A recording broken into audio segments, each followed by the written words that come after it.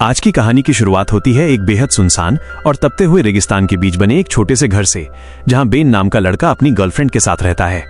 Ben यहां एक tourist guide का काम करता है और दूर दूर से आने वाले लोगों को इस खतरनाक बीहड़ की सैर कराता है। जब उसकी गर्लफ्रेंड आगे की पढ़ाई के लिए शहर जाने लगती है और बेन को साथ चलने को कहती है, तो बेन अपनी इस शांत जगह को छोड़ने से मना कर देता है।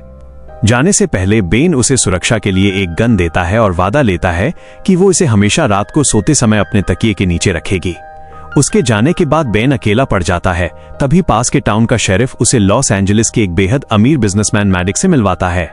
मैडिक यहाँ एक दुर्लभ डेजर्ट हॉर्न शीप का शिकार करने आया है और उसे एक बेहतरीन गाइड की जरूरत है। वो बेन को इस काम के लिए एक दिन के $8,000 देने का ऑफर देता है। इतनी बड़ी रकम देखकर बेन बिना ज्यादा सोचे उसके साथ जाने के लिए तैयार हो जाता है। दोनों रेगिस्तान के उस खतरनाक हिस्से में पहुंचते हैं जहां शिकार करना है। रात के समय आग जलाकर बैठते हुए बेन भावुक होकर अपने अतीत के बारे में बताता है कि कैसे बचपन में इसी रेगिस्तान में गाड़ी खराब होने और पानी की कमी से उसके माता पिता की मौत हो गई थी और उसकी मां ने अपने होठों की लिपस्टिक उसके चेहरे पर लगाकर उसे तपती धूप से बचाया था। अगली सुबह जब वे शिकार के लिए निकलते हैं तो मैडिक की लापरवाही देखकर बेन को पता चलता है कि उसके पास शिकार का कोई लाइसेंस नहीं है, बल्कि वो सिर्फ पैसे के घमंड में ये सब कर रहा है। मैडिक बेन को बहुत सारे पैसे देकर उसका मुंह बंद कर देता है। तभी अचानक मैडिक बिना सोचे समझे एक तरफ गोली चला देता है जो वहां मिनरल्स की खोज कर रहे चार्ली नाम के एक बूढ़े आदमी को लग जाती है। चार्ली बेन के लिए पिता समान था। बेन जब फर्स्ट एड बॉक्स लेने गाड़ी की तरफ भागता है तो मैडिक डरकर अपने साथी को फोन करता है और उसकी सलाह पर चार्ली को बेन की ही गन से दूसरी गोली मारकर खत्म कर देता है ताकि पूरा इल्जाम बेन पर आ जाए। मैडिक चालाकी से बेन को फंसाने की धमकी देता है और उसे हर साल 3 लाख रुपए देने और शहर की यूनिवर्सिटी में एडमिशन कराने का लालच देता है। बेन अपने भविष्य और पैसों के बारे में सोचकर उसकी बात मान जाता है और वे चार्ली को रेत में दफना देते हैं।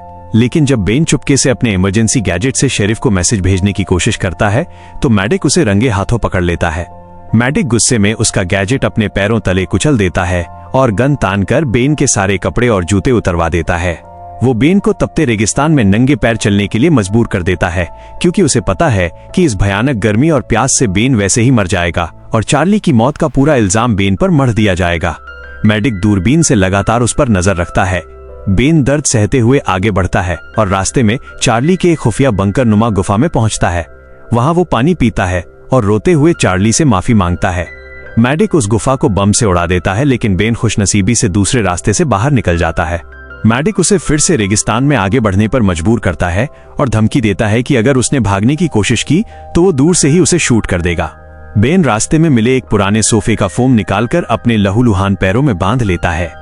चार्ली के बंकर से चुराए गए एक गुप्त नक्शे की मदद से बेन को जमीन में गड़ा एक बॉक्स मिलता है जिसमें एक स्लिंगशॉट, गुलेल और कुछ कंचे होते हैं।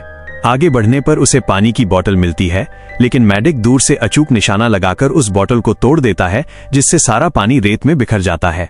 प्यास से पूरी तरह बेहाल होकर बेन रेत पर गिर जाता है और मरने का नाटक करता है। मैडिक उसे मृत समझकर वहां से निकल जाता है। इसके बाद बेन उठकर पानी की तलाश में एक पुरानी गुफा की तरफ बढ़ता है जहां वो अपनी गर्लफ्रेंड के साथ वक्त बिताता था। मैडिक उसे दोबारा जिंदा देख लेता है और अंधाधुंध गोलियां बरसाता है, लेकिन बेन गुफा में सुरक्षित पहुंच जाता है, हालांकि वहां पानी नहीं मिलता। रात होते ही बेन चुपके से मैडिक की गाड़ी के पास जाता है और कड़ाके की ठंड से बचने के लिए एक जैकेट निकालता है। मैडिक उसे देख लेता है और उस पर बम फेंकता है। तभी बेन अपने स्लिंगशॉट से एक कंचे का सटीक निशाना मैडिक के सिर पर लगाता है, जिससे मैडिक वहीं बेहोश हो जाता है। सुबह बेन मैडिक को बांधकर शेरिफ के पास ले जाता है और सारा सच बता देता है, लेकिन मैडिक अपनी स्मार्ट वॉच से अपने साथी को अलर्ट कर देता है और एक हेलीकॉप्टर के जरिए वहां से भागने में कामयाब हो जाता है। इस खौफनाक हादसे के बाद बेन हमेशा के लिए गाइड का काम छोड़ देता है और शहर में अपनी गर्लफ्रेंड के साथ रहने लगता है। एक रात सोते समय बेन को मैडिक का भयानक सपना आता है और जब उसकी नींद खुलती है तो मैडिक सचमुच उसके सामने गन ताने खड़ा होता है। इससे पहले कि मैडिक गोली चलाता, बेन की गर्लफ्रेंड फुर्ती से अपने तकिए के नीचे रखी वही पुरानी गन निकालती है और मैडिक को गोली मार देती है। बेन भी तुरंत फायर करता है और मैडिक का हमेशा के लिए खात्मा हो जाता है। इसी के साथ हमारी आज की ये कहानी यहीं समाप्त होती है। अगर आपको ये वीडियो पसंद आई हो तो हमारे channel the life of discipline को जरूर सब्सक्राइब करें।